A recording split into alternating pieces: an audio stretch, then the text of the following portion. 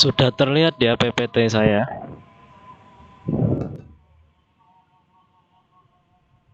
Halo.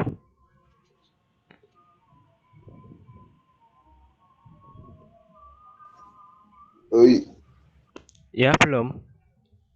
Belum apa sudah? Wes. Oke, Belum keluar. belum. Bentar. Eh,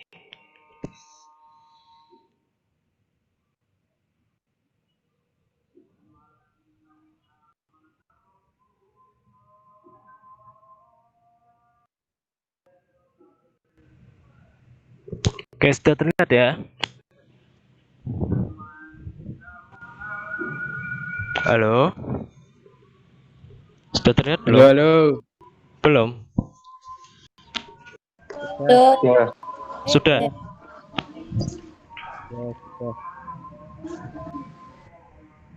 Sudah ya. Oke. Jaringan ikat merupakan jaringan yang paling banyak ditemukan di dalam tubuh. Jaringan ikat itu tersusun dari matriks dan sel-sel penyusunnya. Sel-sel jaringan ikat secara khas membuat suatu bahan mati yang disebut matriks. Sifat dan fungsi tiap jaringan ikat itu ditentukan oleh sifat matriks interseluler itu. Jadi untuk matriksnya itu beda-beda.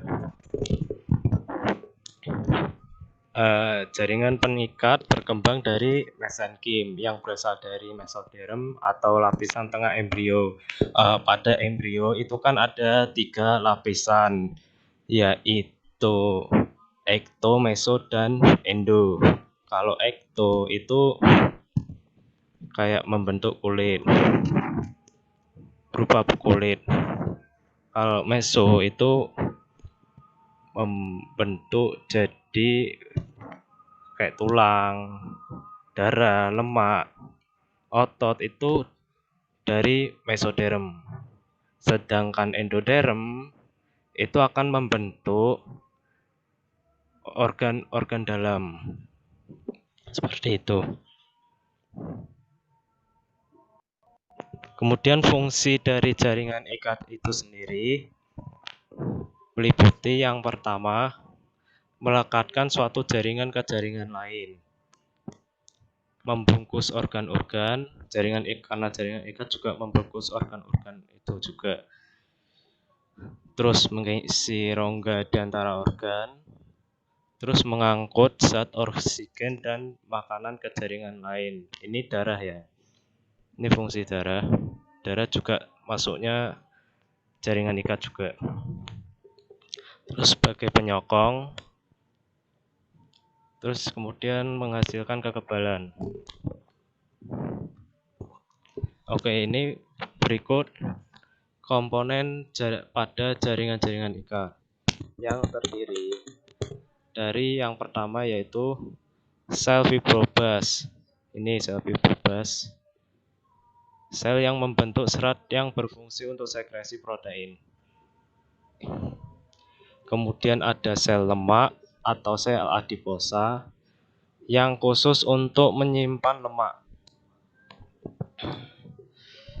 Kemudian sel plasma yang memproduksi antibodi untuk antigen. Kemudian makrofag. Sel makrofag ini yang bentuknya bisa berubah-ubah. Bersifatnya fagosit atau makan zat-zat buangan, sel mati ataupun bakteri. Jadi bakteri atau sel mati itu akan dimakan oleh makrofag. Sedangkan sel tiang atau mast cell itu sel yang produksi antara lain ada 2, yaitu heparin dan histamin. Heparin itu antikoagulan yang berperan dalam pembekuan darah. Jadi kalau ada pembekuan darah itu dari heparin. Kalau histamin itu zat akibat reaksi sel tiang terhadap antigen yang sesuai, berperan dalam meningkatkan permeabilitas darah.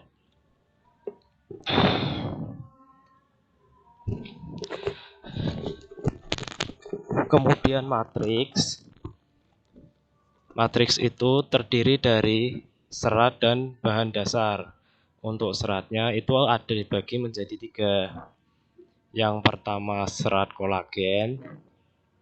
Yang kedua itu elastin seperti ini kalau di zoom. Yang ketiga serat retikuler.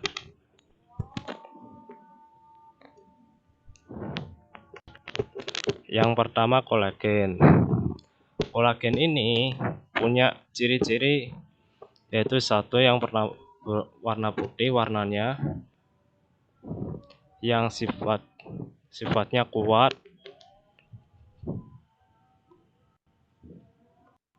kurang lentur tapi daya renggangnya tinggi karena kuat. Yang kemudian tersusun dari protein kolagen.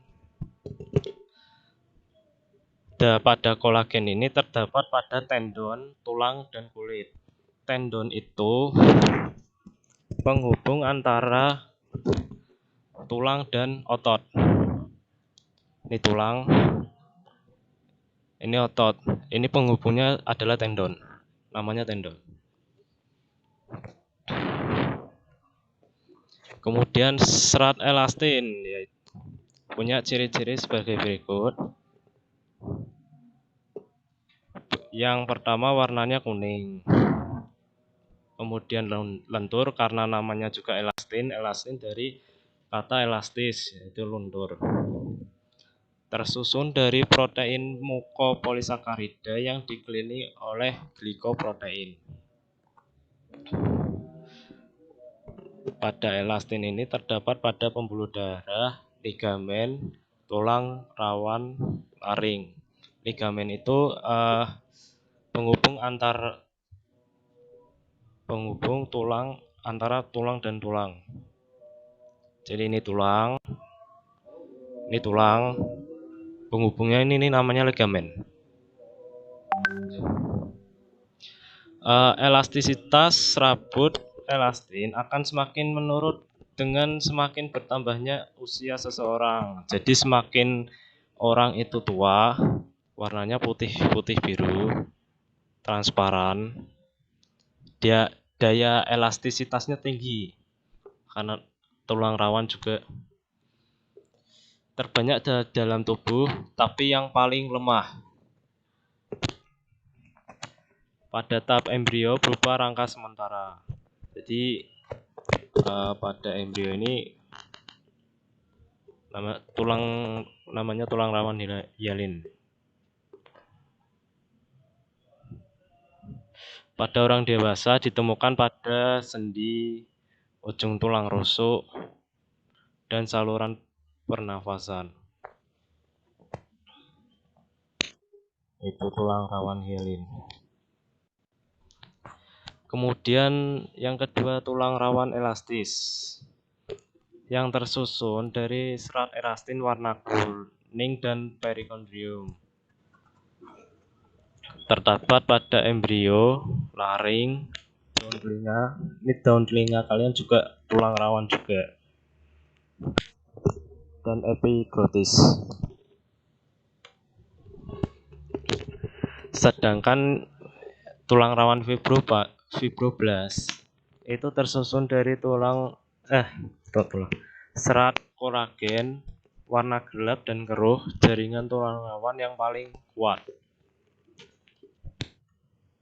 Pada tulang rawan fibroblast ini terdapat pada hubungan antara ruas-ruas tulang belakang dan tendon. Ini contohnya pada kaki ya.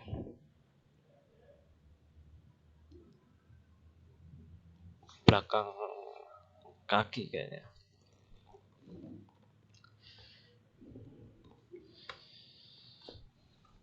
Kemudian jaringan tulang sejati yang tersusun dari sel-sel tulang yang disebut osteosit. Kalau jaringan tulang rawan itu kan kondrosit. Kalau jaringan tulang sejati itu nama sel tulangnya itu osteosit. Osteosit ini dibentuk oleh osteoblast atau sel yang berasal dari fibroblast. Senyawa penyusun untuk jaringan tulang sejati itu adalah CaCl2, CaPO4, MgCl2, BaCl2, dan BaSO4.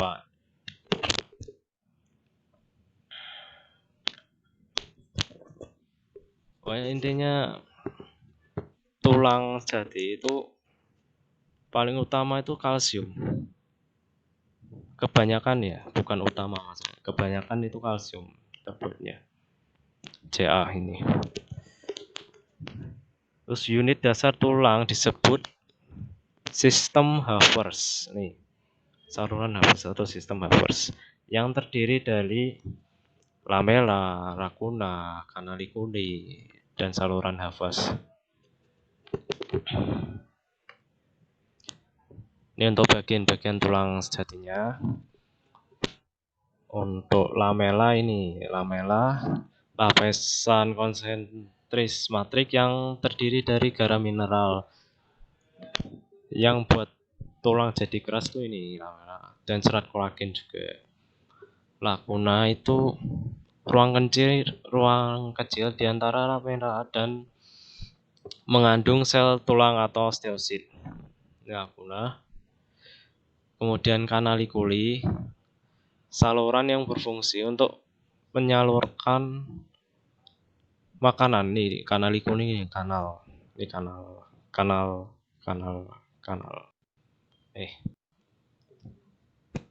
Lalu kemudian saluran Havertz itu berisi pembuluh darah dan saraf. Ini ada pembuluh darahnya tadi kan. Ini saraf-sarafnya juga ada ini dalam tulang sejati.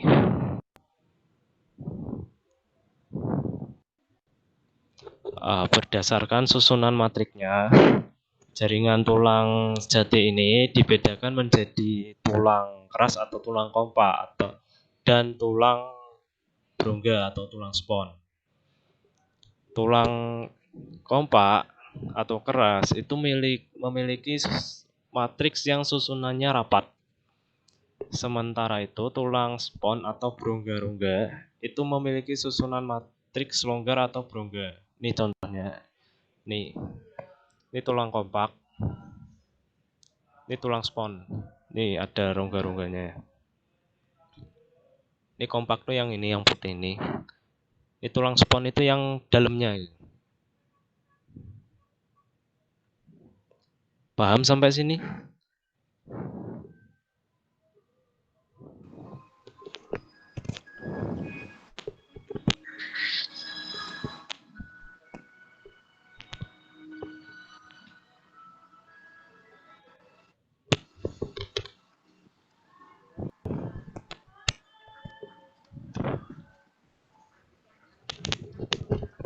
Itu siapa tadi yang nanya? Tia Fajar, Pak, itu. Oh, Tia Fajar. Bentar.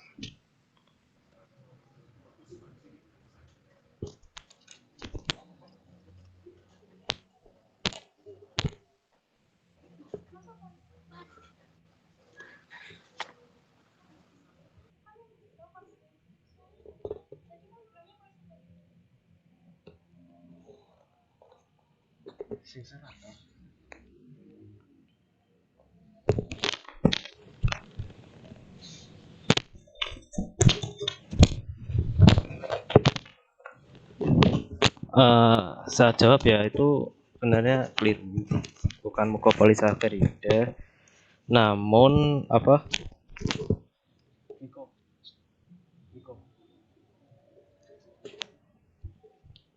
Namun glikosaminoglykan yang bersulfat, karena sifatnya sulfat makanya jadi padat. Nanti saya kasih PPT-nya juga kok. Begitu. Makasih, Pak. Baik. Ada yang ingin tanyakan lagi? Pak, sebenarnya tuh macam-macam jaringan ikat tuh ada 7 toh? Ada 7 apa 5, Pak?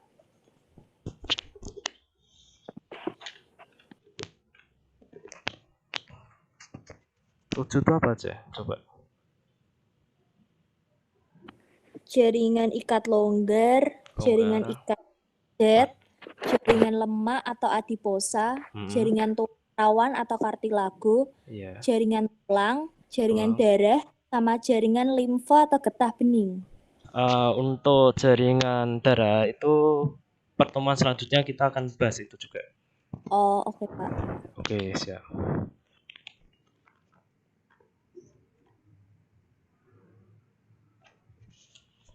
Tak lanjutin itu ya, apa kesimpulan ya.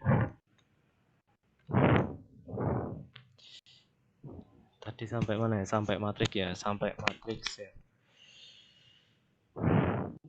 Enggak, ding.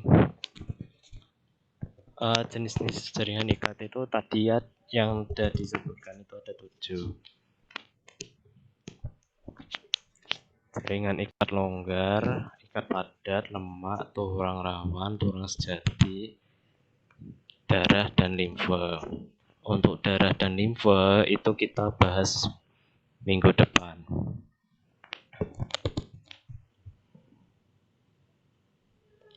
Oke, untuk selanjutnya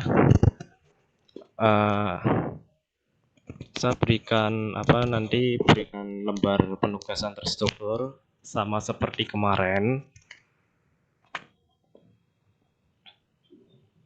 Cuman saya mau minta 2 hari setelah ini, maksimal deadline 2 hari setelah ini. Jadi ini kan Senin, berarti mengumpulkannya Rabu jam 3. Bisa ya? Dikirimkan lewat email, Pak. Ya, email. Nanti saya kasih formatnya lewat WA aja. Paham? Paham. Oke. Karena sudah berakhir, baterai saya juga mau habis. Saya akhiri dulu ya. Wali taufik walhidayah. Selamat sore. Assalamualaikum warahmatullahi wabarakatuh. Waalaikumsalam, terima kasih, Pak.